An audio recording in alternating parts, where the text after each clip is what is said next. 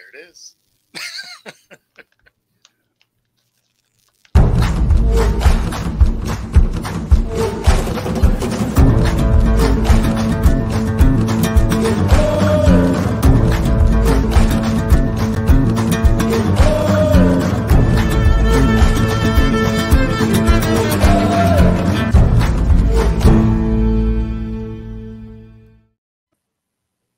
Good evening, everybody, and welcome to another edition of Inside the Pigskin. We call this bad boy our Thanksgiving special, and that's what it is. And I am pleased to be joined.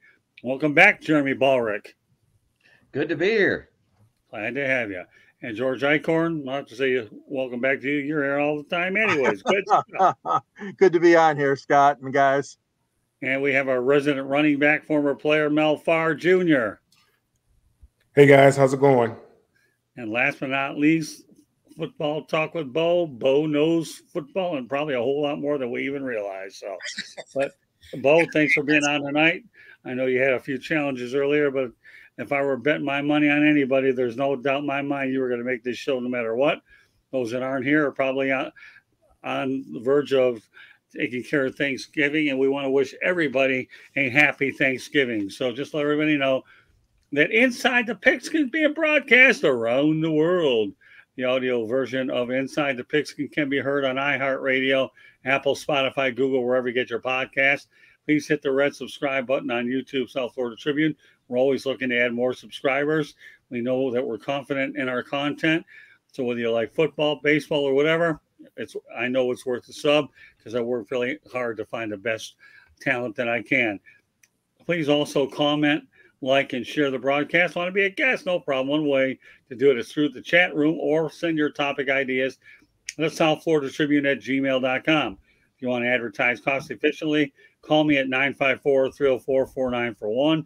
We broadcast live on Facebook, LinkedIn, Twitter, and YouTube. Our website is www.southfloridatribune.com.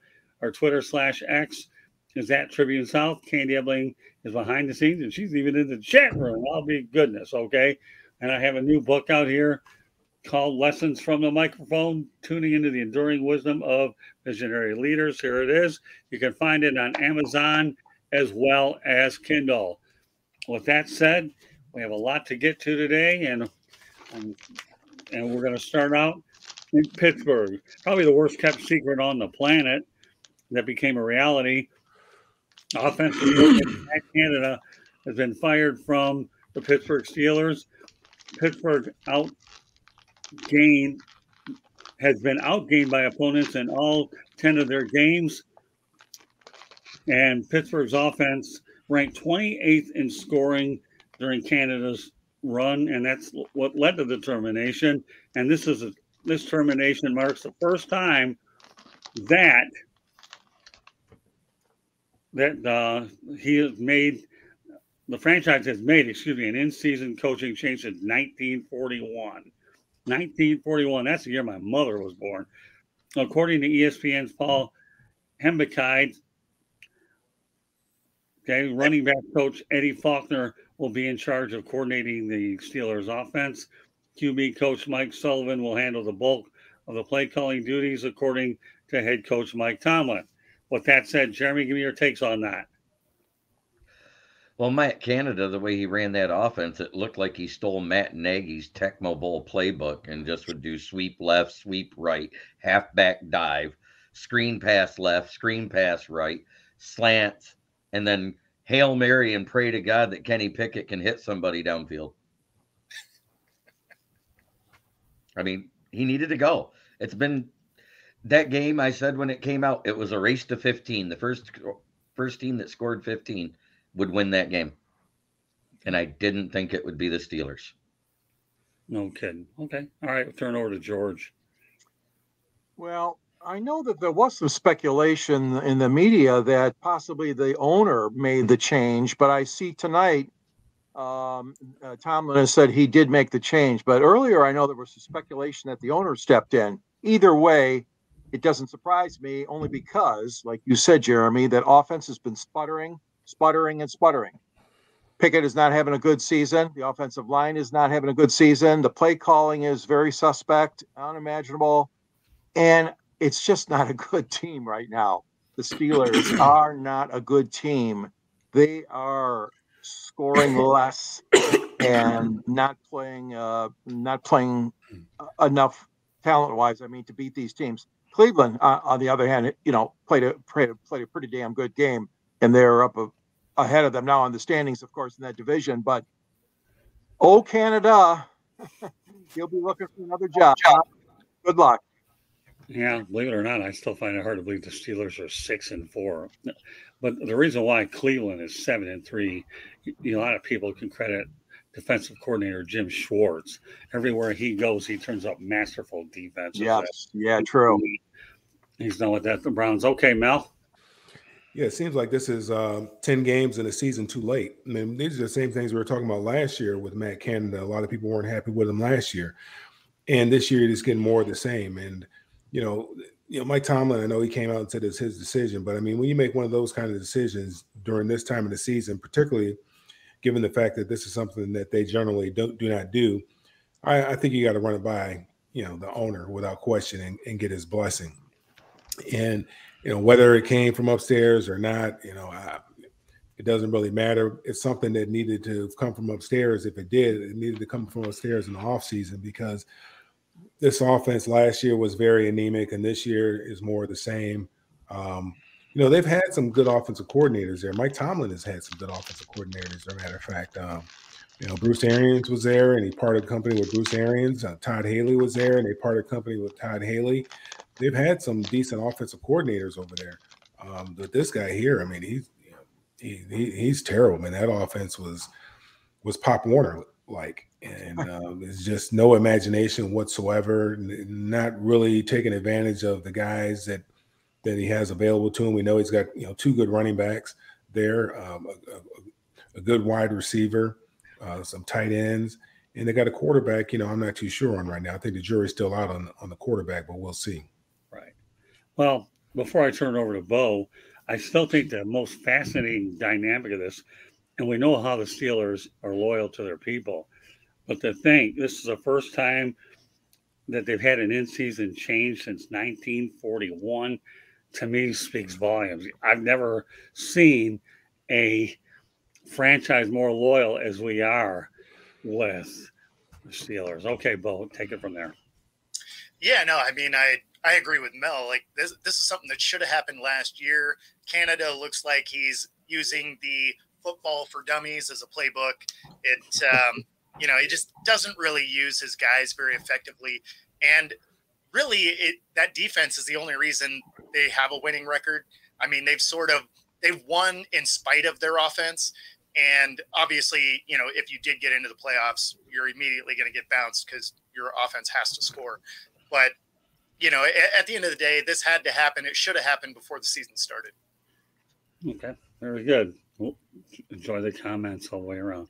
But you know what? We're going to stay on the Canadian theme, because last week, at least most of us here, there were others that made predictions about last week's 110th Grey Cup.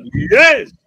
And the Montreal Alouettes defeated the Winnipeg Blue Bombers by a score of 28-25. Now, Is that who I picked? What's that? Is that who I picked? I think you did. I think you did get that one right. I picked Montreal. I think Mel, I think you and I both had them. Yeah. Well, and I had them too. You did? We got to run back to tape. So I was the Lone Ranger taking the team that looked like no. I think we're going to throw the challenge flag on that one, Scott. We're going to throw the challenge flag on that. Yeah, well, I tell you what, Brolin Dennis, good riddance, Canada. Well, Braylon, I'm sorry. There you go, pal. And glad to have you on here tonight. Well, you won't have to worry about the league anymore. And I don't know what kind of pageantry they had at the Grey Cup, but nothing like what you're going to get at the Super Bowl. But we all know that the Grey Cup is around Thanksgiving time anyways. But thanks, Braylon, for contributing. We appreciate you. We're happy to have you in the broadcast. Okay. So we encourage more and more people to get involved. With that said, okay, Jeremy, let's just use a hypothetical, and that you didn't see this score, okay? Because I got to keep it real for you. Since who would you have picked in here? I was picking Montreal. Oh, were you? I was happy to see they won. They're a good franchise in the Canadian Football League. They're well coached. They play decent ball. I mean, the only thing I hate about Canadian football is it's 5 yards wider and 10 yards longer than an American football field. Hey, by the way, Braylon, just food for thought here. If you have an opportunity, if you haven't already subscribed, we appreciate it. And then, if there's a possibility we can bring on a show, we'd definitely be able to do it. We have some possibilities. He's one of my subs. I'll give him a link. There you go. All right, you go through Jeremy, and then we'd be more than happy to go ahead and bring on Fire Up with Jeremy. How's that sound on Thursday night at 9? And here's one of my favorite Thanksgivings out there, and one that we'll be doing a show with in the not so distant future. Happy Thanksgiving to you, Jennifer. Appreciate you very much. Once I get back from Wisconsin, you're on speed dial anyways. You and I and Mel are going to go back, and we're going to talk about some more stuff. So, Jen, thanks a lot for being on tonight. Very much appreciated. And I hope you have a great Thanksgiving with your family as well. I really enjoy a nice, lively chat. I really do. This is what drives us and drives our energy. So, all right. So, obviously, the Canadian Football League being what it is. But when you talk about the fact that you have the Canadian Football League, we can't lose sight of a lot of the great players, though, that went from the Canadian Football League over to the National Football League. I guess one of my favorites will always be warrnemoon. Do you guys have any other ones that come to mind? Well, yeah, I mean, Damon Allen. And then I have a cousin who is George Reed. He just passed. I want to say he just passed in the summer. He's one of the all-time greats in Canada. George Reed, look him up. Got a statue. Played for Edmonton. No, Ottawa, I believe. One of the all-time greats. Look him up, George Reed. I mean, Flutie. Yeah, I got to put Doug Flutie in there. Oh, yeah. What a great career he had in the CFL. Absolutely. Oh, gosh, yes. But more yeah. Yeah. Well, we'll put Jennifer up here. She says, love the show. Maybe one of these days, Jen will bring you on Inside the Pigskin with the right crew. Think about it, and we'll talk about it at a later date. I'm sure this will give us a nice perspective. So I love the ideas, especially when I'm going on a long drive over the weekend to Wisconsin, because when I get in the road, I do a lot of my deep thinking there. So, and now there's a guy who I don't know how many people are aware of him, but Jim Kelly's nephew named Chip Kelly seems to be doing real well, I believe, with the Toronto Argonauts. Mm-hmm. Yeah, he played with Saskatchewan Rough Riders. I don't know. I'll look it up, but Chip Kelly is making the Kelly name proud north of the border. So, all right. Yeah, I want to say he has like the all-time rushing record or something like that. All football. I mean, the guy is a beast. I don't know. I'll tell you what, though, a lot of times that you're going to find that guys don't make it in the NFL, find life very nice north of the border, and they're doing really well. So I'm sure that eventually, I would like to get another Canadian Football League guest at some point, but right now we have more than our hands full with what we have here on the network. So with that said, okay, now we're going to talk about the one thing that I hate talking about it because I hear too much of it on the national networks, but as all qualified journalists that we are, that believe that we want to make sure we get it right and talk about what we have to. New York Jets quarterback Zachwilson has been demoted to QB3. Timboyle now is QB1. Trevorsiemon QB2. New York does host the Dolphins on Black Friday. All right, Jeremy, I know you're chomping at the bit to talk about this one. How do they expect to win with Tim Boyle? Right.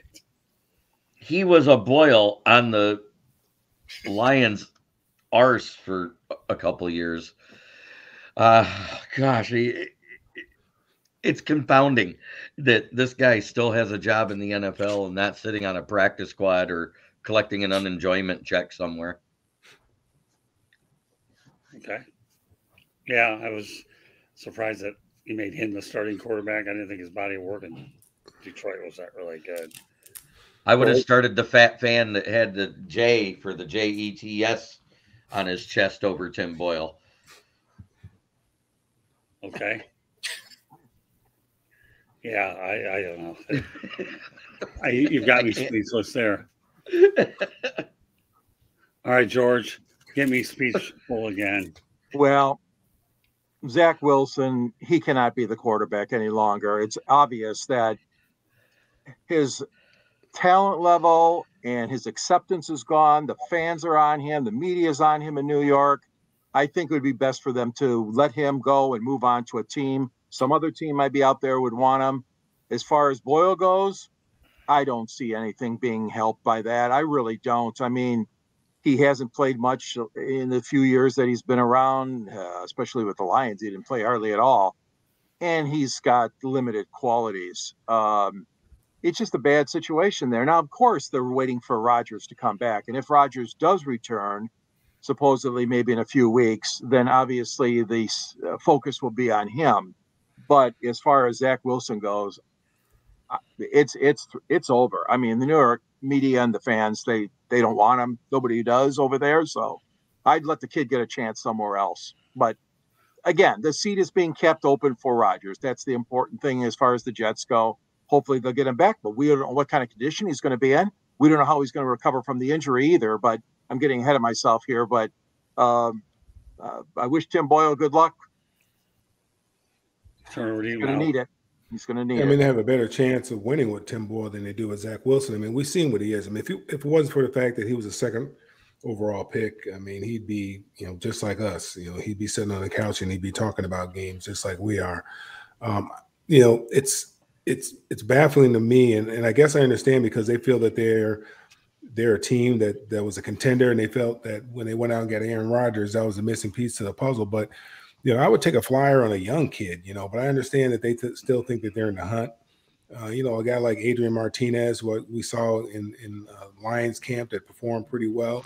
It amazes me that they didn't have a young guy in camp that they say, okay, well, maybe we can develop this guy. Let's see what this guy can do. Maybe he can provide a spark. I mean, there's a lot of good college quarterbacks, as opposed to having these retreads. We know who Tim Boyle is. We know who trevorsiemon is. We know. Let's see something that we don't know anything about and give them an opportunity and see what they can do. And hopefully, they can, get the ship right. If I'm Aaron Rodgers, I mean, I don't know why he would come back. I don't care if they're in the hunt or not. I mean, with that porous offensive line, I mean, he's going to end up right back in the same situation. And particularly if he comes back, too early. I mean, those Achilles, that used to be, a year minimum. And, a lot of guys didn't come back. I mean, that was a career killer for a lot of guys. When you got the Achilles, you're done. I mean, I was like, if you're a horse, they take you out to pasture and put you to sleep. That was it. That was a done deal. I mean, there's no, you go out to pasture and, you become a stud or anything like that. No, you're done. And he has to be very careful with that. And I know some guys have come back pretty quickly. I remember Terrell Suggs tore his Achilles playing basketball or something like that, doing something that wasn't related to football. And he came back probably about 6 months. And I was really surprised about that. So anything is possible. We'll see. But I'd like to see a young kid. I would have liked to see him give a young kid an opportunity. It's going to give you some spark, maybe run around a little bit, provide some spark, some energy, because that team right now is deflated. Oh. Yeah, I mean, so the problem with this situation is you knew who Zach was last year. I mean, you saw what he was able to produce. It's why he got benched. And so you go and you get Rodgers, you bring him in, right? And if his injury would have happened later in the year, then maybe you take a flyer on Zach, right? You're like, okay, he has a mentor. He's been able to watch this from the sideline, see how it's supposed to be played, how to break down a play, read the defense, whatever, right? But he gets hurt on the 5th snap of the game. There's nothing that Zach is going to glean from 4 snaps, right? So at that point, sure, you put him out there because you don't have another option for the first couple of games. But that's where, I thought they probably should have went after a guy like Carson Wentz, right? Who, again, isn't elite or anything like that. But what he is a 3,500 yard a year quarterback, a 2-to-1 touchdown to interception ratio type of QB. With this defense, you're in the playoffs. Instead, you bring out a Zach Wilson that what the product is. It's terrible. we've seen it's terrible. They knew it was terrible before the season started. So it didn't make any sense for them to wait until this point to. Okay. Uh-oh. We get your point. Thanks, Bo. Now, I should point out, since I did a little research, Chad. And, oh, sorry, guys. Oh, that's okay. Go ahead. Finish your thought. Yeah, sorry, it looked like my signal dropped there. But to Mel's point, just because he was a high draft pick, he's going to get multiple tries because they don't want to be wrong. But at this point, I feel like you have to move on. Now, I did do a little research. The guy that I'm talking about is Chad Kelly, and he does play for the Toronto Argonauts. Jim Kelly, I think he's his nephew. It's his nephew. Yeah, you got me thinking. It's Chad Kelly, but we'll get to the other Kelly in a moment. All right, Jeremy, go to the I want you to go ahead and start reading some chats. Absolutely. I think Jets bought the farm just like the Rams, and both have imploded. Yeah, but the Rams got a Super Bowl. Yeah. Right. So I know what he's saying, though. And then he talked about Aaron Rodgers and his ankle. Good drugs, and they make you numb. If your Achilles is not attached, it doesn't matter what kind of drug. Let me tell you, you can't move. I can appreciate good drugs making me numb. Over the last month or so, I've need enough of them to do exactly that. So, yeah, you have. I'll leave it at that. Okay. I don't know about that, Candy. George Mellon. She must have went back and looked at the tape. I don't know about that. Yeah, you called for the replay. She went and checked it. Yeah, she did. I tell you, she does incredible work here. Behind the scenes, all right, Jeremy, keep it rolling. Zach is whack. Daniel Jones, too, who got paid outrageously. Absolutely. Yeah. Now, I will say one thing about Zachwilson. I'm not defending the guy, but I saw him play in a bowl game here in Boca Raton. And I'm going to tell you right now, he's made the Central Florida Knights, who I don't like because I'm a USF Bull. There's that I-4 rivalry, and he shredded them like a paper shredder is what he did. Unfortunately, that his talent level hasn't carried over. But you got to remember, though, to his defense, he's gone through an awful lot of offensive coordinators, too. I don't care how many quarterbacks you have out there, you better have a good head coach and an offensive coordinator and a consistent system. And he hasn't had the benefit of that. We'll stay in the chat room. I mean, that's fair because Nathaniel Hackett, I mean, look how he made Russell Wilson look last year. So right. That's yeah. fair. But at the same time, Nathaniel Hackett was brought in because they planned on trading for Aaron Rodgers in the first place. Right. And it looks like that's the type of offensive coordinator or quarterback that OC is calling plays for. And Zach Wilson, he played well at Boca Raton because that place is full of MILFs. Okay. All right. Another one in the chat room. Patty Grimes, what's up? We're up, and your comment is listed on the visual side. Thanks very much for chiming in, Patty. We appreciate you. And let's see. Patty's now on a roll, so we're going to keep it going. Have you seen the Jets offensive line? It's not just Zach Wilson's fault. 50-50. You know what? I'll say this, and everybody else can address it. Patty, you just hit a bullseye with that comment. Yeah, I mean, their O-line is ranked in the bottom 10 of the league. There's a reason for that because they kind of blow at quarterback protection. They do fine in the run game. It's the pass protection they're not given. Every other pass that Zach Wilson's throwing, someone's in his face. I mean, there was a reason Darnold was seeing ghosts, right? Yeah, right. No, that's another good point. Wait, Sam Darnold was seeing ghosts because, never mind. I'm not going to. Offensive line. No, but you know what? Not a good offensive line in a long time. Jeremy, with all due respect, Bo's really got it right. You know, it wouldn't matter who you stick back there. Sam Darnold, everybody wrote him off. Yeah, but like a guy like Tom Brady, he makes the offensive line look better than what they really are. I mean, you get the ball out. If your offensive line is porous, that means you got to get the ball out quick. That means you can't hold on to the ball 3, 4, 5 seconds. You don't have 3 or 4 or 5, 6 seconds. That's true. You got 2 point some odd seconds, and you better be deliberate and know where you're going with the football and get rid of it. Yeah, I mean, that's why his top guys were Amendola and Edelman, because they were dudes that could get out and get separation immediately. Right. Or you got to, you're running for your life. You got to figure out how to scramble and run for your life. So, I mean, those that go play quarterback for New York, it seems like the easiest scapegoat happens to be the QB. And, no, he's bad. That's not a scapegoat. He's bad. Well, It's I just don't know. Are you going to sit here? Well, here, Mel, hold on. Let me challenge you on this one, okay? Sure. And I'm really going to challenge you now, Sure, okay? right. Yeah, I have no problem doing it, okay?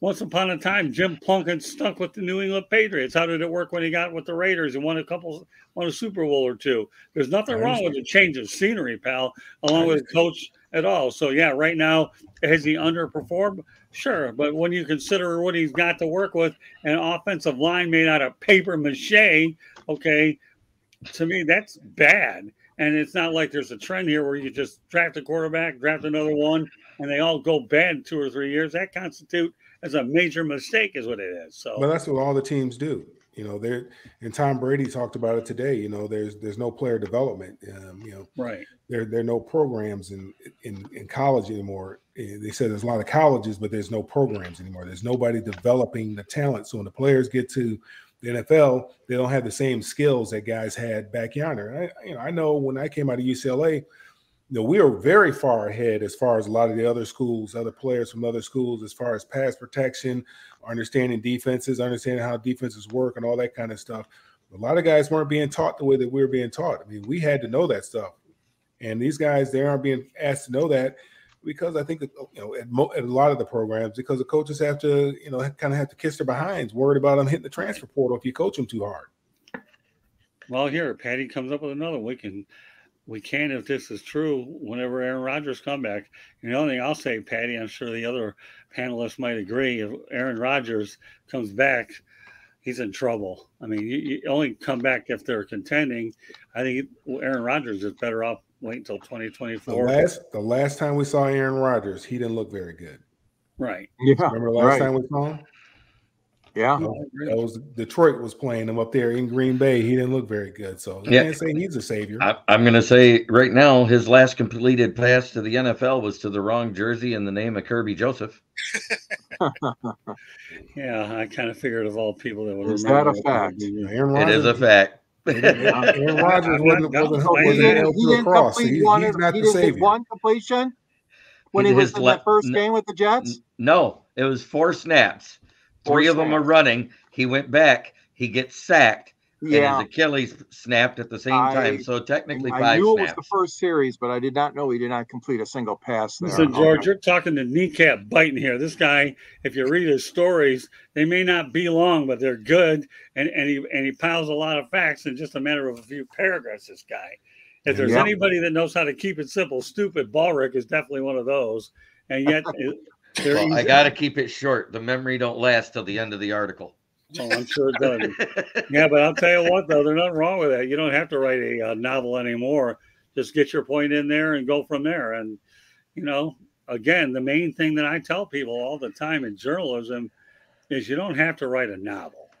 You can write longer stories if you have to, if the content goes out there and enables you to do that. But there's nothing wrong with a simple story. In fact, people will do, as I don't know about you, Bo, but they tend to read shorter articles because everybody talks about the old lesson, right? That longer shows you wonder about the time frame, right? And then people will tune off. Well, I'll tell you what, you have a short story, people will be more than happy you built a following through your journalism.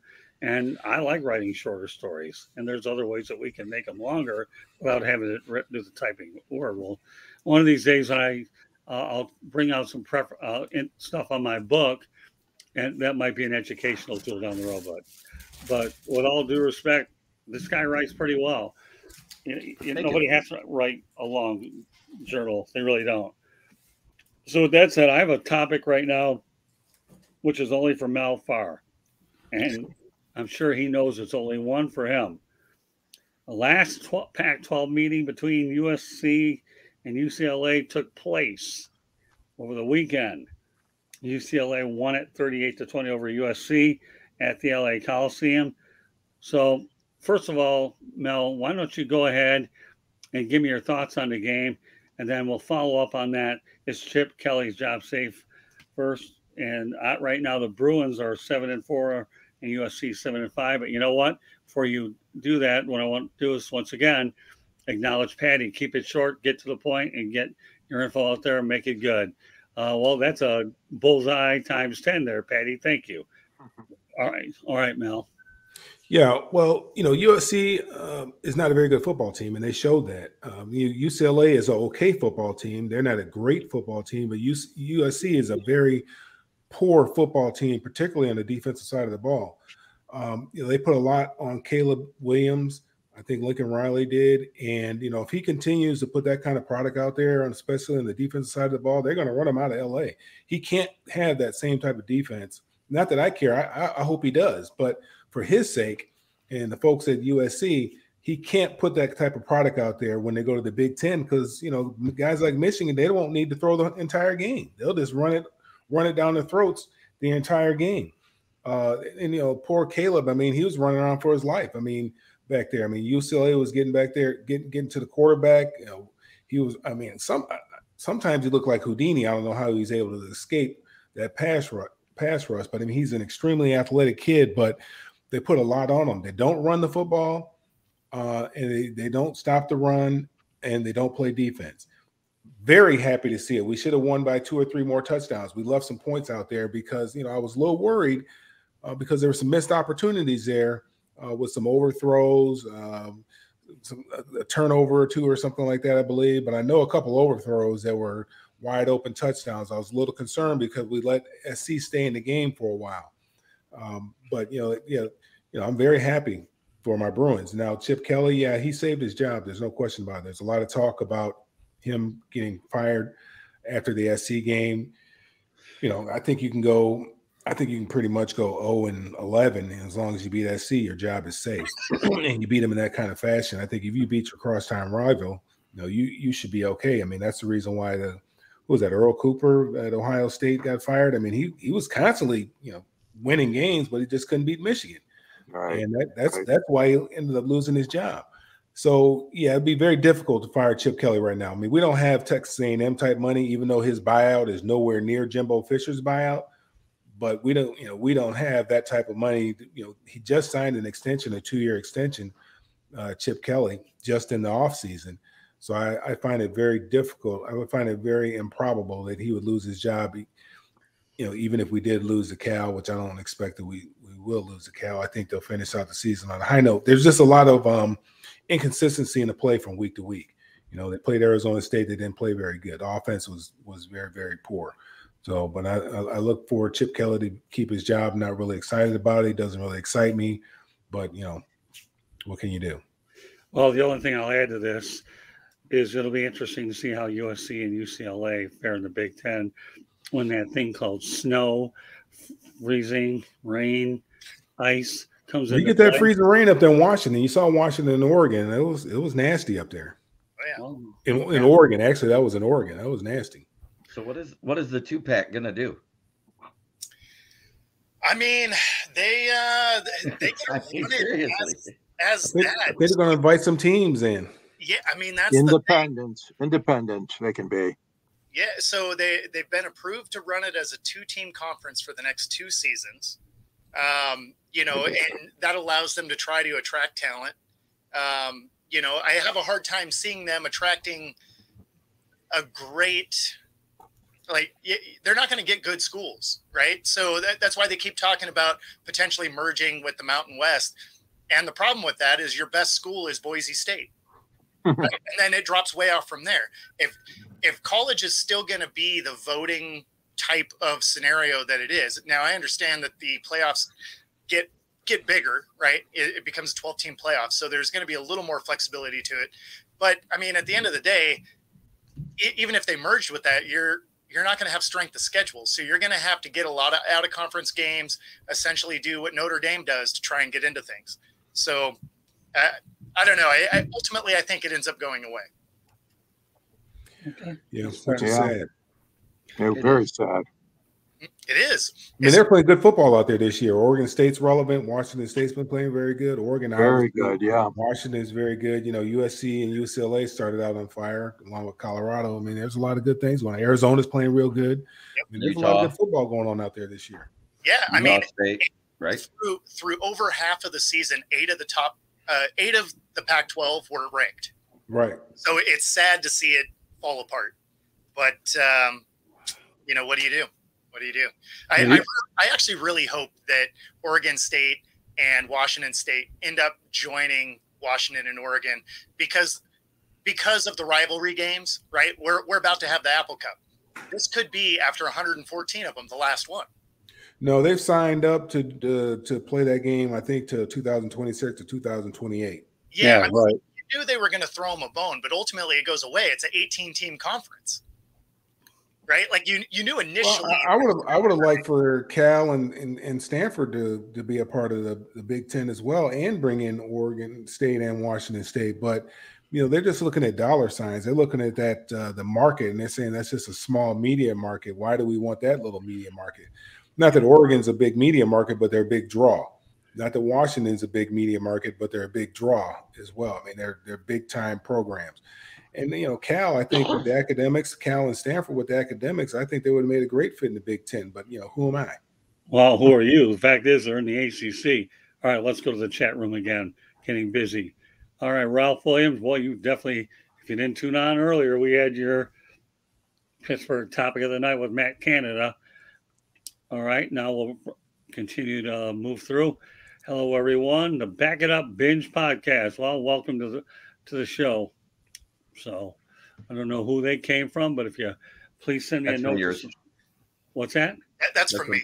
Yeah, that's on mine. Oh, okay. Well, I'll have other shows on here where we can start, and I'm going to be doing a lot of soul searching over here.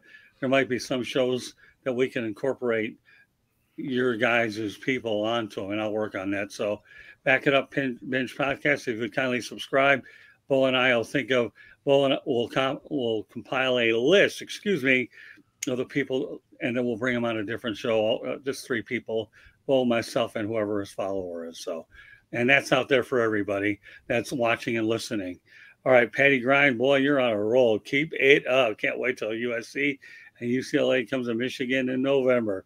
Patty, I have a feeling that great minds think alike, and you're not the only one. Okay, we keep it going. Stadium Rant, great points, Bo. Thanks for joining us, Stadium Rant. Happy Thanksgiving. Yeah, let's keep it going. Rant to win. Yeah, Patty. Look at this guy. All right, you guys are, this is a lot of fun here, talking to all these people. I wish just add Oregon State, Washington State, and be done with it. Yeah, it's a little, I don't know if I see that. Maybe if you get to 20 or 22. That's the thing. Maybe.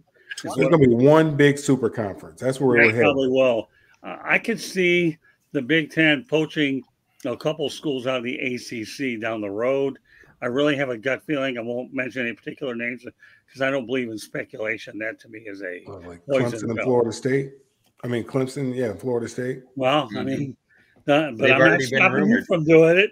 They've already been rumored. I mean, yeah, those schools want to leave already. Clemson. Yeah, well, there you go. It could be possible that they could be in there. Florida State, North Carolina State. Of course, Florida State wants to get as far from Miami as they can. But who's to say Miami wouldn't be a member of the Big Ten either? You never know. Miami wants to join the SEC.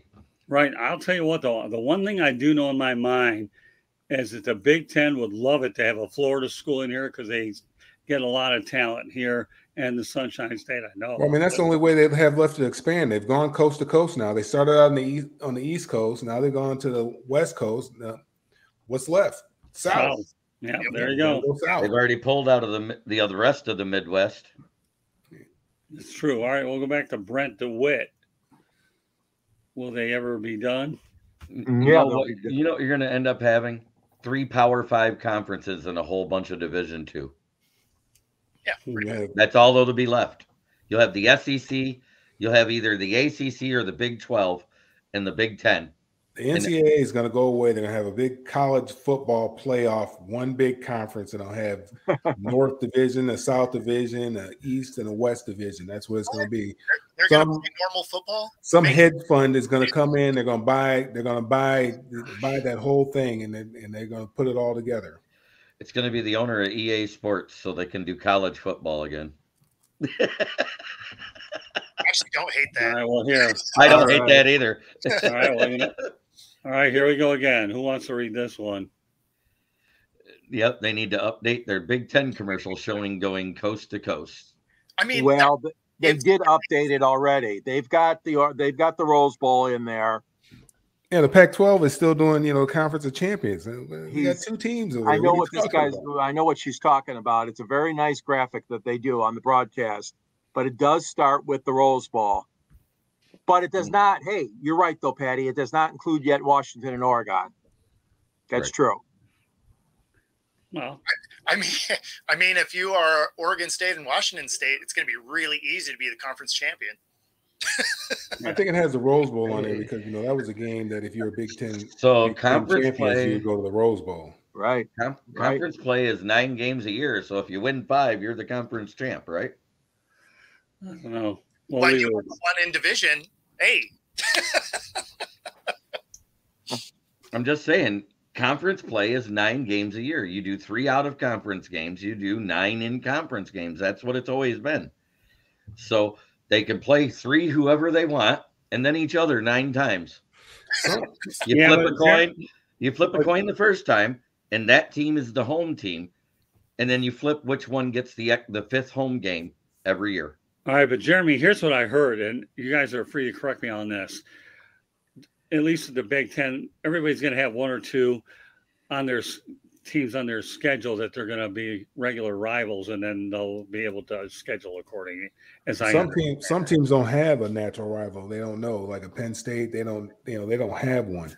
But most likely, but most likely, if Penn State were to have one, they could be looking at one of 3. One would be obviously Maryland on the East Coast or Rutgers, and then the other one might be Michigan State. I see Michigan State and Penn State consider themselves rival. But we'll see. We could do a whole show on this topic. Yeah, UCLA and USC, they're going to play each other every year. That's going to happen. Michigan and Ohio State, they're playing each other every year. Right. Yeah, during the off season, as this thing winds down, we're probably going to devote an entire show to it. But Michigan State and Michigan are going to play each other every year. Indiana and Purdue are playing each other. Wisconsin and Minnesota are playing each other. Yeah, I've seen that list. And also Indiana and Illinois play each other. Gosh, man, I'll tell you, I love some of these comments. I got to roll with them. Hang in there, guys. We have topics and we have chat. Rutgers won't have any rivals. At the closest, Farr is their only. They came in with Maryland, so that's going to be their rival. They have a rival. Yeah. It's their cheerleaders. Have you seen them? No, I haven't. No comment. All right. No, I haven't. It's not good. But anyway. Okay, we'll go back to Patty here. Come on, Jeremy, calm down. Okay. I have questions for the panel. Why did the SEC do 4 out of conference games? That's the way they have it set up. I mean, we've been talking about doing the 9. Right. Go ahead, Jeremy. They have it set up that way. And I think it's kind of ridiculous when you have a 2-division conference to have an even number of games, because you can end up with ties. And then it goes to a coin flip of the strength of schedule and what's your out of strict conference schedule. And those lower teams, they can't afford to pay. They try to look to get paid by a big team. If you look, a lot of the lower teams, they'll play a bigger team out of conference and have a stronger strength of schedule than some of the top teams, because the top team says, we'll throw you $1 million to come play your Youngstown State. Jeremy, that's a great point. We're having worked with Florida Atlantic University and spent lots of times at Howard Schnellenberger.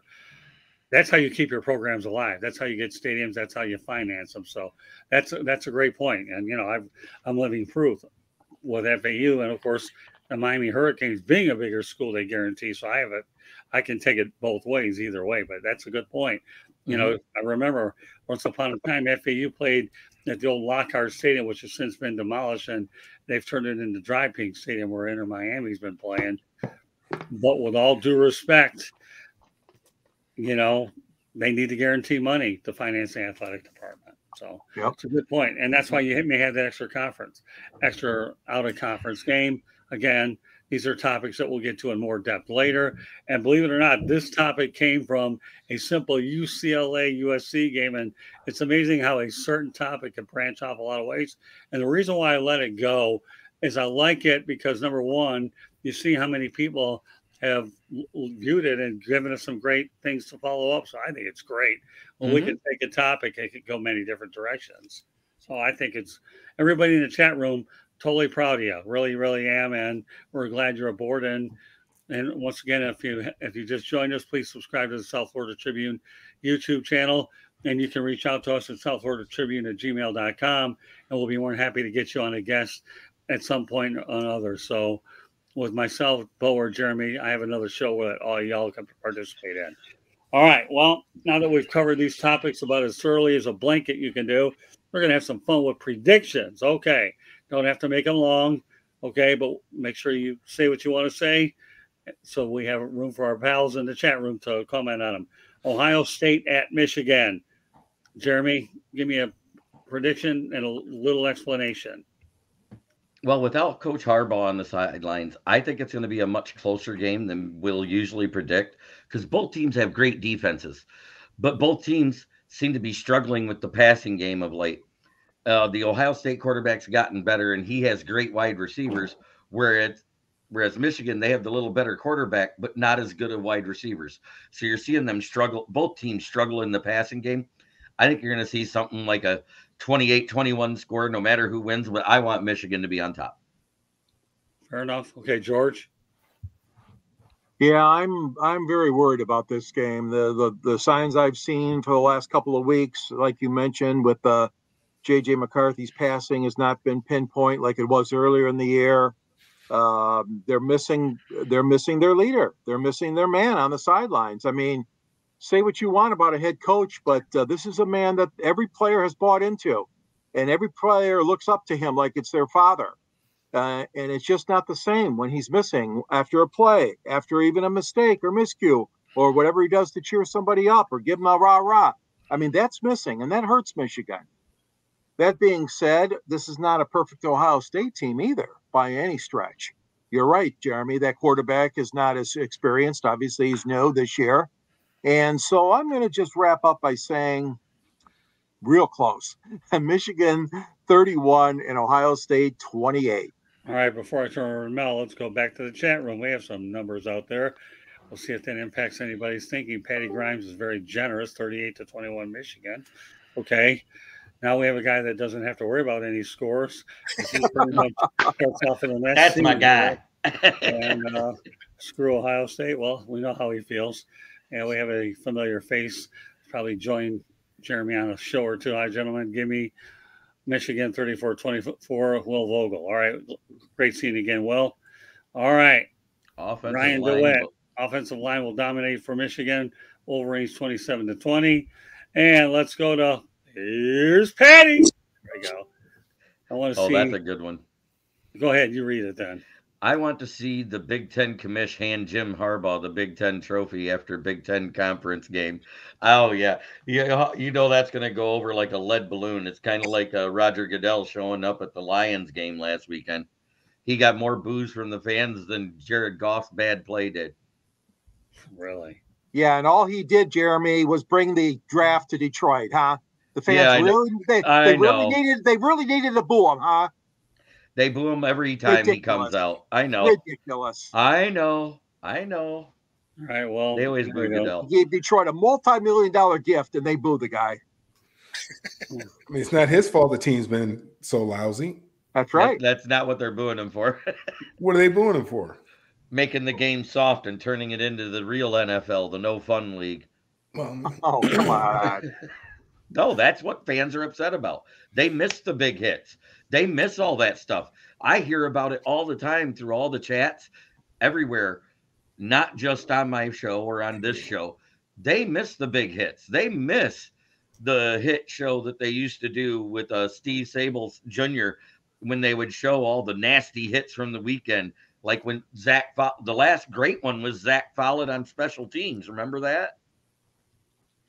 Where he made the guy do a 360 cartwheel in midair. Let's get back to U of M at OSU. Yeah, there we go. All right. Well, thanks, George. All right, Mel, give me your pick on that. Well, I look at the two teams. Michigan won last year, and they won pretty handily, and they had a much better quarterback. If you look at what he's doing in the NFL this year. And I don't think this guy the guy they have there is near the quarterback that he is. So if you just look at it from that standpoint, I believe that Michigan will win this game, and they'll win it pretty handily. I don't think, Ohio State, I mean, they should have lost to Notre Dame. They're a decent football team. I think they've gotten, been lucky, but I mean, they're going to find out who they really are this coming week. I'm not really a Day fan, I mean, his story is great. I mean, I like his story, respect him as a man and all that, but I'm just not a real fan of his. I guess I'm not a real fan of Ohio State. I guess that's what it really is. It really boils down to. So, yeah, I got Michigan winning this one. It'll be close, but I have Michigan winning. All right, no problem. You want to give a score? You're all right with just Michigan? No, I'm just okay with the W. Yeah, it's okay. Bo? Yeah, so I got Michigan here too. There's so many things that is kind of just helping rally this team at this point. Right. I think they win. I think it'll be a little bit closer just because of the distractions around it.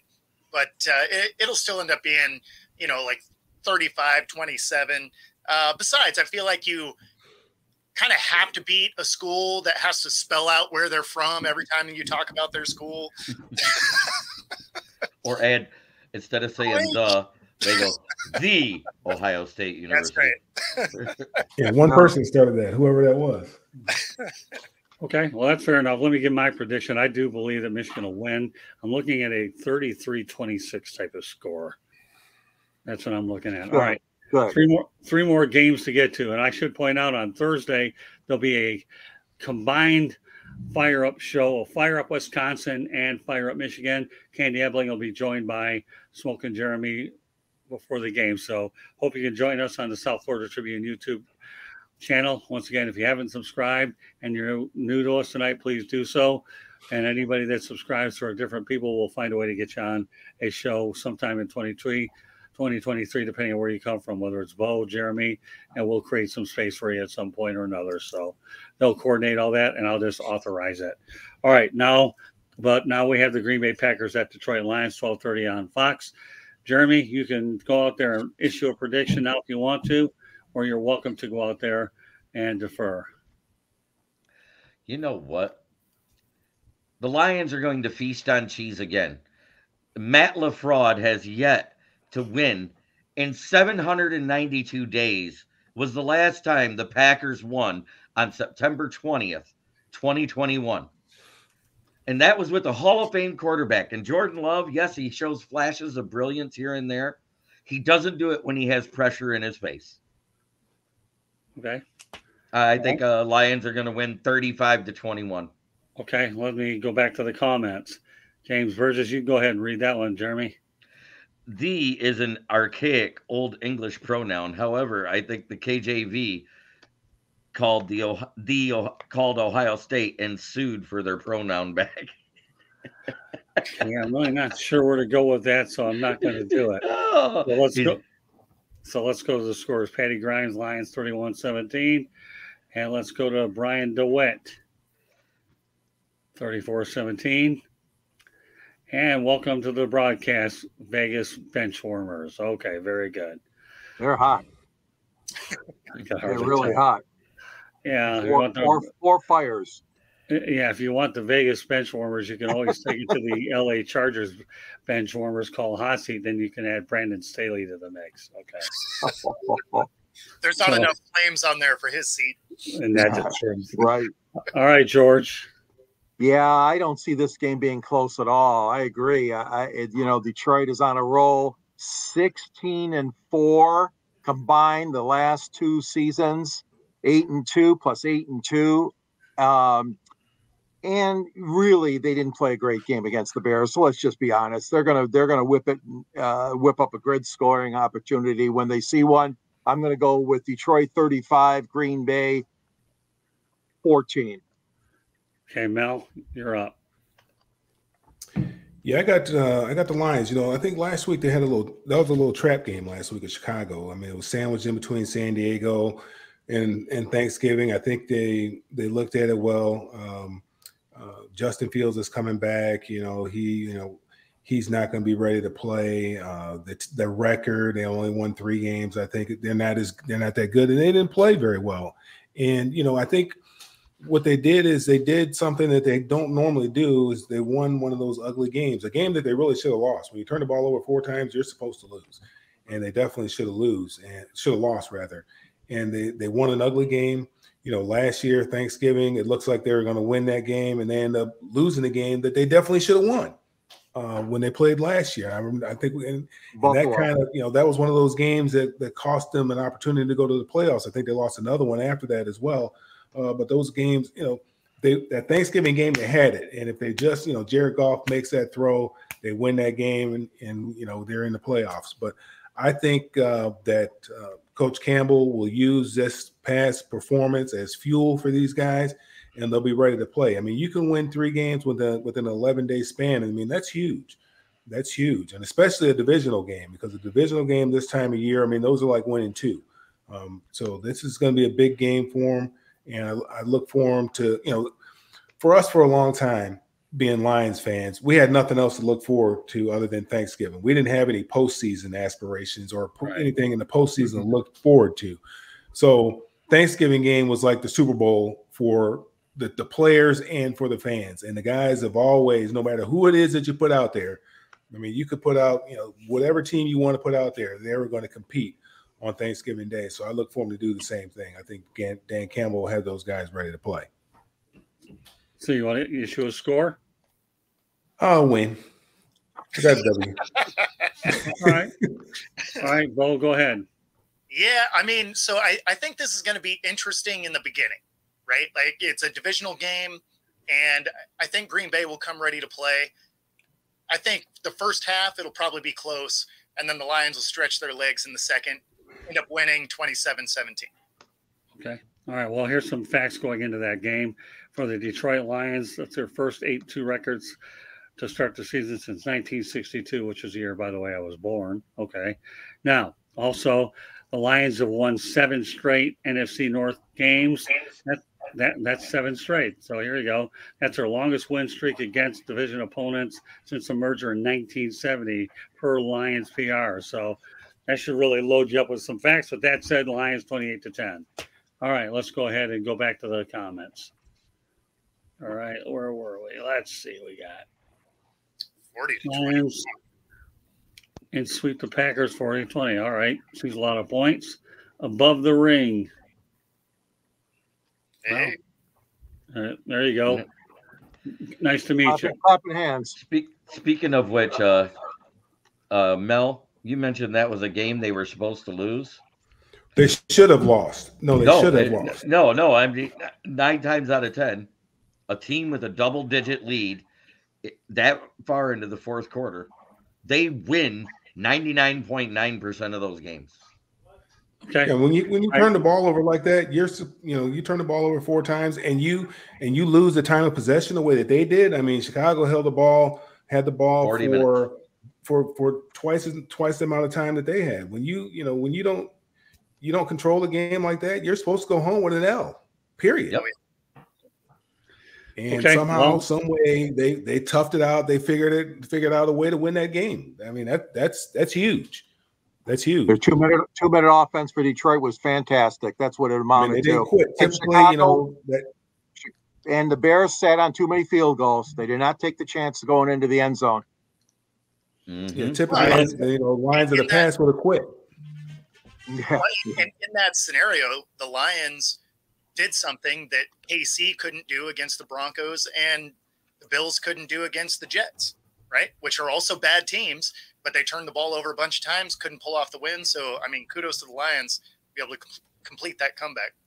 All right, James Burgess, second half package stuffing knocked out of them 30-16. Great analogy. All right. I love it. Thanksgiving. I'll tell you, you got some good people. Some great comments in there. I just like reading and watch you guys talk. All right. Let's move on to the Washington Commanders, 4-7 against the Dallas Cowboys. That's a 4:30 game on CBS. Well, I'm glad that Jerry Jones finally put Jimmy Johnson into the Cowboys Ring of Honor. Long overdue. Glad it's done. Okay. I said my piece about that. You guys get to make the predictions. Okay, Jeremy, give me a basic prediction. We have another 5 to 7 minutes left to go in the broadcast. I think this might be the first true shutout of the season. Dallas wins 35-0. Okay. All right, George. Oh, give me a break, Jeremy. It's not going to be a shutout. And by the way, why are we doing 6 NFC teams on Thanksgiving Day? Why no AFC teams? I don't know. I'll have to ask your boy Roger Goodell. Well, they got some teams playing on Good Friday. Yeah, because the AFC is doing Good Friday. Yeah, Black Friday. I'm sorry, Good Friday. Scott, Black Friday. I'll go with Cowboys winning 37-9. Okay, Mel. Yeah, I got the Cowboys winning this one too. Washington's not a good football team. Poor Ron Rivera. I mean, he just never had, he's never had a quarterback to hitch his wagon to. And when you don't have a quarterback, it's gonna be tough sledding in the NFL if you don't have somebody, a quarterback out there. I don't care what level you're playing at, whether it's Pop Warner or high school, little league, whatever. If you don't have a guy at that position, it's gonna be tough. I feel sorry for him. Probably a good coach, but it's probably going to be it for him, to be honest with you, especially with the new regime coming in there. But I have Dallas winning. I don't think they'll, blow them out, but I think they'll win handily. Okay, let's go back to the chat room. Boy, these predictions are great. Now we got the Cowgirls. My goodness. Well, are they doing the Ring of Honor? Is it this week or was it in December? It'll be on December 30th. I just wanted to make a mention. It's the game versus the Lions on Saturday night. Oh wow! Oh, great! They needed some extra motivation, huh? Yep. The day after my birthday, but it's current news. I want to get it out there. All right, Brent, we definitely got to get you. I don't know what side you came from, Bo or Jeremy, but you got to get on here. Cowgirls 31-10. Well, it's not easy to keep a straight face with some of this stuff. Cowboys. Now I like Burgess. He ties all my lucky numbers in here. Okay, in case you didn't listen last week, my lucky number is 33, and then my second one is 333. So with that said, James Burgess, Cowboys getting served a feast 33-3. That's the best prediction of them all tonight. Very good, James. All right. So as far as I'm concerned with the Cowboys, Cowgirls, whatever you want to call them, it's not coming from me. It's coming from what's in the chat. I'll just say the Cowboys win 37-16. Oh, my. Okay, we didn't hear Bo's prediction yet. Yeah, I think it'll end up being 35-13, and only because there's some garbage time points at the end. Okay, there you go, Bo. We're right in the same neighborhood. All right, and the final game on Thanksgiving night is the 49ers against the Seahawks. San Francisco 7-3. The Seahawks are 6-4. That's at 8:20. Okay, Jeremy. San Francisco runs roughshod over Seattle. I don't see them having enough offensive firepower to fight back against that defense. Geno Smith, he got hurt last week. If you're seeing Drew Lockett, lock this in. The 49ers win by a bunch. Because Drew Lock shouldn't be a quarterback either. He has as much skill as Zachwilson and Timboyle combined. Oh, boy. I know how you really feel. Okay. All right, George, go ahead. We'll see if you can top this one. Whoa. Oh, I don't know. I think it's going to be the best game out of the three. I really do. Brock Purdy is back. He had a couple of 2 or 3 bad games there in the middle of the season, but he's back. Obviously, they got more offense going, and obviously healthy Geno Smith. But that being said, I'm still going to pick San Francisco to win only by 3. I'm going to go with San Francisco 27 and Seattle 24. All right, back to the chat room. James Burgess, read this one, Jeremy. Happy to chip in, he says with a laughy face. Okay. That's what that should be equal in emojis, but YouTube doesn't do emojis. Oh, do they? Yeah, if I get and he goes, San Francisco offense is going to cook a non-existent bird called a Seahawk, 28-10. Really? He's colorful, very colorful. Right, Jeremy, you're on a roll. You're going to read them all now. Is Jonah Jackson on the last year of his contract? I'm worried about losing him, especially if we have to re-sign Goff and others.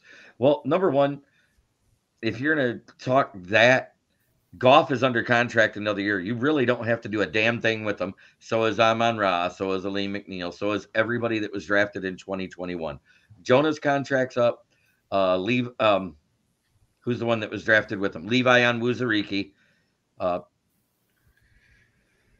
No, that wasn't even that year. That's the last of the Bob Quinn draft. So yeah, Will Harris. That's the other expiring contract. Goodbye. See ya. The guy that is burnt toast so bad he makes burnt toast look like Wonder Bread. I'll start talking about my kid. I can tell you about a grilled cheese sandwich that I blew when I was in college, and I'd rather get into that story another time. All right, so now that I have it out there, many years ago when I was in college, I decided to make a grilled cheese sandwich in a microwave and put it in there 4 minutes. You could have broken the triple pane window, and you could have lost people along the way. And then I guarantee I never did it again. All right, I don't Hockey know. Puck, got it. He didn't know if his comment came up. That's one of my guys, Devin Bynum. He's from Motor City Kneecap Biters, and he follows my show. Very good. Okay, and the last one for now, Brent DeWitt. Yep, Brent DeWitt. He says, San Francisco over the Sea Chickens, 38-20. God, getting some interesting names here. I couldn't even keep track of these. Thankfully, we have them archived. If I ever need some ideas for future sea chickens and all this other stuff. Sea hags. I've heard the sea hags one too before. A lot of people call them. All right, so who do I have? Who's left here? Mel. I get a little distracted with some of these incredible creative ones. Mel, who picking between the Seahawks and the 49ers? Yeah. Yeah, man. I mean, 49ers, I mean, the Seahawks didn't look very good the last time I saw them. 49ers look pretty good defensively in particular. You know, as much as I hate to say it, I'm going to have to go with the 49ers, to be honest with you. Okay. And you, Don't be afraid to say it. Don't be afraid. So, this one's tough, right? Because I'm going to be at this game. So I really want my Seahawks to win. But I don't think they do. Sadly, with Geno banged up, the inability to play disciplined football, so they lead the league in penalties.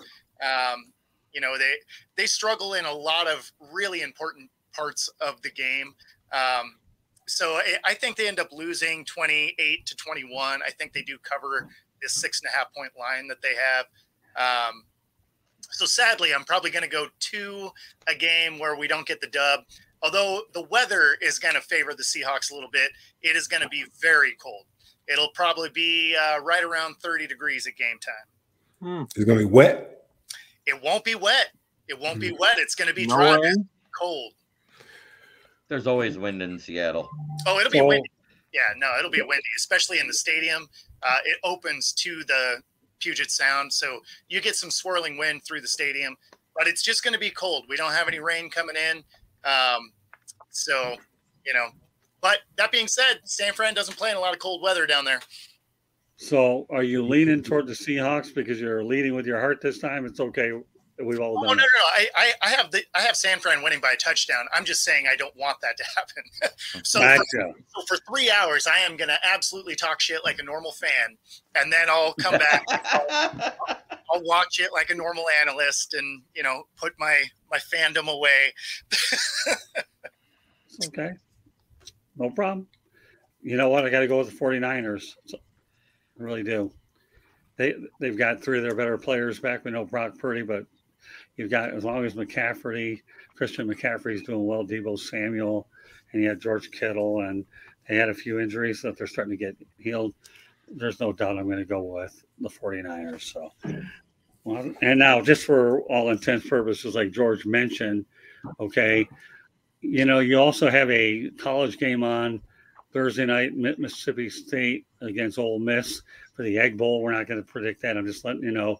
And George, like Mel alluded to, the Miami Dolphins are at New York to take on the Jets. So, while as we can tell that we have a lot of Thanksgiving is dominated by obviously NFC teams, you're going to have at least two AFC teams on Black Friday on Prime Amazon. So that should very much cover. So that does it for this edition of 108 Stitches Baseball Talk. Who is that? That's Baltimore and who? On the Friday game? No, Miami and the Jets. Oh, Miami wins. As a longtime fan, I can relate 100%. All right.